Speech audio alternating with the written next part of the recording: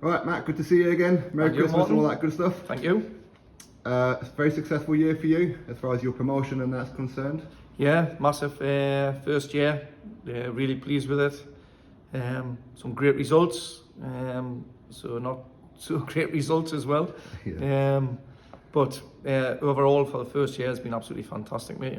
And I think the last show there just summed all it up in intensity. It was great. It had a little bit of everything on it, Matt McCallum, that was definitely the fight of the night, wasn't it? Oh yeah, definitely. It was a war. It was proper war, and when Matt came to us and asked us to make the fight with Boris, obviously a little bit sceptic because obviously I've only been working with Matt for about 8 months now.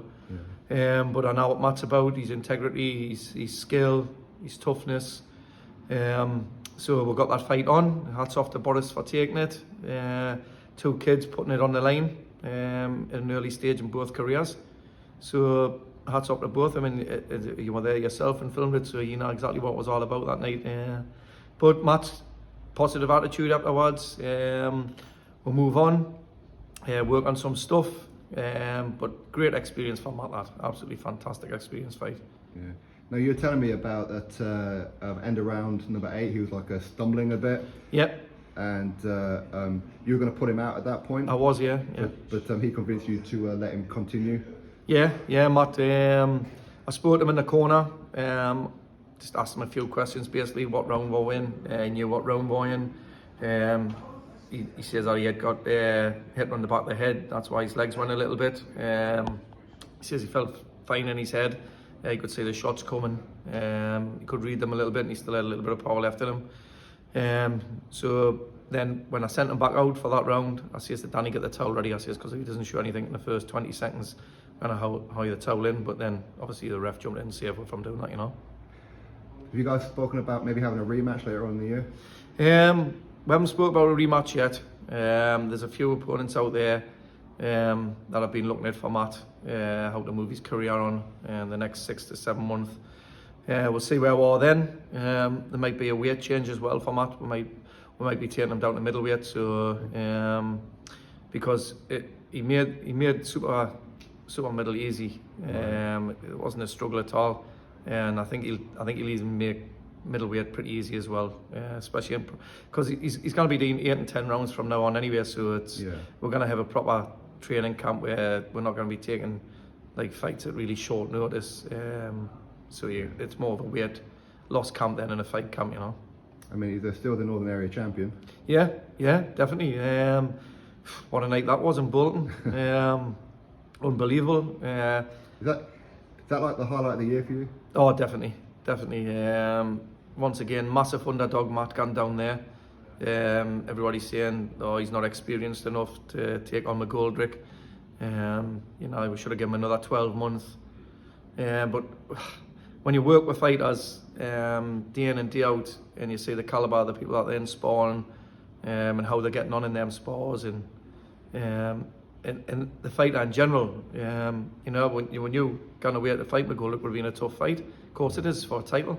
Local pride as well comes in it. So, but hats off to Matt, he was up for it, and hence he went on and won it. So very, very successful 2022 for your promotional side, of course for your gym as well. April 1st, you've announced your next show. Yeah. Rating Arena. Yeah. Once again, doing it with Phil Jeffries. Big shout out to Phil again. Massive help to myself, and not just the promotion company, but the gym in general as well. Over the years, he's given me fighters a chance to get out and box on his shows, So big thank you to Phil. Now the card, there's a lot of fights now. Was it 10? I think I counted. There's 10 on, yeah. So we're looking to go on full fight cards. Obviously we're putting shows on together. Obviously Phil manages quite a few fighters, and I've got a few on board now as well. So we're looking to announce probably about, I'd say, 7 shows this year. We'll maybe have to fill a couple of more in, because there's still a few people waiting to get their licenses through as well, So right, okay. And Alora could potentially be making a pro debut. Yeah. I know you mentioned that there could be something else in the pipeline for her. Yeah, we're looking to we'll get a couple of fighters out in different cities beginning of the year. working with a couple of other promoters who we've helped in the past ourselves, putting people on our shows from them, and we'll look to work with in other cities. So it's getting them exposure and getting them out, especially Laura. I want to try and get as many fights as we possibly can now since my licenses finally came through, Yeah. And any movement on, because Jeff Saunders, he came back after like 3 years, he won his fight and looked real good, by the way. Any movement on him versus Joe Laws? Not that I'm aware of, but that'll obviously, that hasn't got anything to do with me really. It's up to their managers and the coaches, their coaches to, if they want to get it on, to get it on. But me and Phil are quite prepared to put it on one of our shows. Lee might want to put it on one of his shows. Yeah. It looks like it will be a tasty fight. I respect both fighters really well. I get on really well with both of them as well. Joe's a great lad. And he comes in here and trains a bit as well. And he's an absolutely top kid. He's a diamond. Yeah. Jeff's a good lad as well. And I've always liked Jeff from the day I started watching him. Box. He's a top talented kid. And when can people start purchasing tickets for April 1st? Well, Phil's away on holiday on Boxing Day, so when Phil's back, we'll be looking to have a sit down and put everything into place. And then as soon as we do that, we'll be getting in touch with social media and things like that to get it out there, And how many fight nights you plan on putting on? Well, 7 at the moment. Wow. So we'll announce the dates as well, early January. Is that you and Phil, shows. Or?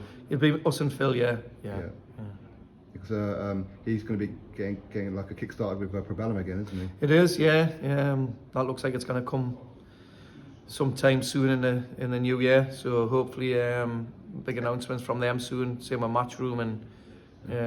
Any of your fighters on that show? There's a possibility there could be, yeah. Okay. Yeah. Oh, nice. I heard that Matchroom's coming up as well. Yeah. February 11th. Yeah.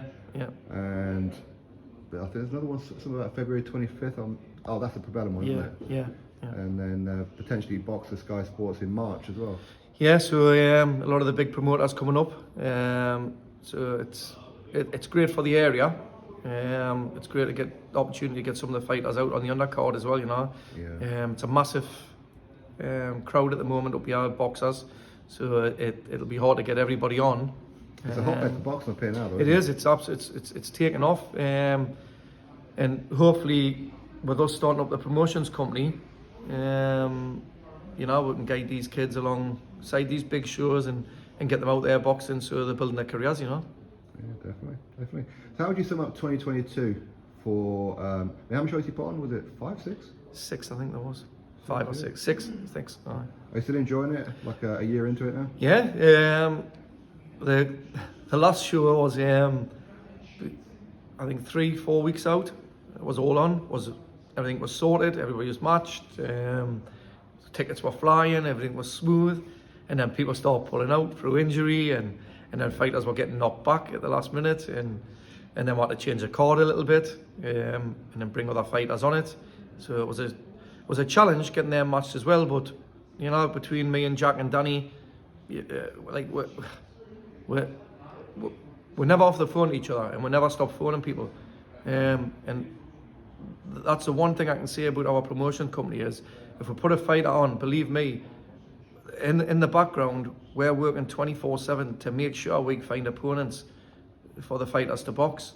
There's always going to be the odd occasion where, unfortunately, fights will fall through. But believe me, it'll not be for the lack of trying on our behalf. And to get like some more and Jeff matched at the last minute the way we did, and Robbie Colman at lastminute.com. I tell you, it was unbelievable, from myself, Jack and Danny, being on it. Yeah, that's it. And Andy Simpson, that was a blatant robbery, that last fight. It was disgusting, really, to be honest. Martin, I've been in boxing a long time, and well, you seen the room, it went deadly silent. It was, I don't understand that decision one little bit. You can live with a decision in boxing where somebody's being beaten or being beat, and it's there to be seen. But even Darryl, ringing hell, he was bewildered. He came to see us afterwards and he says, I don't know how I won that fight. I thought it was 6 shots. Yeah. So honestly, that's the one thing that's left a sour taste in my mouth about the show, was that decision. Not for me, but for Andy, you know, and like, he totally controlled that fight, you know, like, he was never in danger one little bit. Yeah. So, I don't know, like, it is what it is now, where, unfortunately, you cannot reverse a decision, so it's, we'll put that to bed and move on. But Andy's been in after that, training with us, and he's more determined than ever to put that wrong right, you know. That's good. So, I mean, with your April the 1st show at Rayton Arena, it appears that you're looking to well and truly improve on last year, or this year even though this year was phenomenal. Yeah. It's all about moving these lads and lasses on the area. And like, anybody that's got a professional boxing license in the northeast and they're struggling to get out on shows, if they've been let down, you know, if we can help you, we will. All we need to do is people to get in touch with us to be on the shows, and we'll do our damnedest to get them on them, you know. Yeah, I agree. All right, and Matt, so I wish you a Merry Christmas and a Happy New Year. I'll catch you after the New Year as well. We'll start speaking to all your fighters and that. Thank you, Martin. Get pumping them tickets out. Great. Merry Christmas, mate, and a Happy New Year to yourself and your family. And shout out to your sponsor in the background there. Yep, LGA Foundation, yeah. And Jigsaw Recovery Project. Terry Nelson, unbelievable. Without Terry, Flurry Construction, Canny Cod, people like that, the La Familia restaurant, these shows like wouldn't get ahead, you know. So James Anthony Workwear, Jannon's Plant Hire, people like that. Big massive shout out to all them. And there's room for more sponsors for the April 1st? Yeah, always. You know, it doesn't matter what kind of sponsorship people put in. Every little bit helps to progress these young fighters' careers. You know, so massively appreciated. All right, Matt, appreciate your time. Thank you, Martin.